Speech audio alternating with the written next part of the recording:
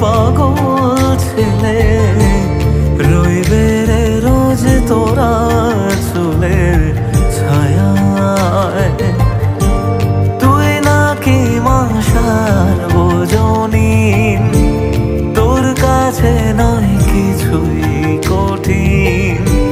তোর ওই দুটি চরণ তলে থাকবো আজীবন।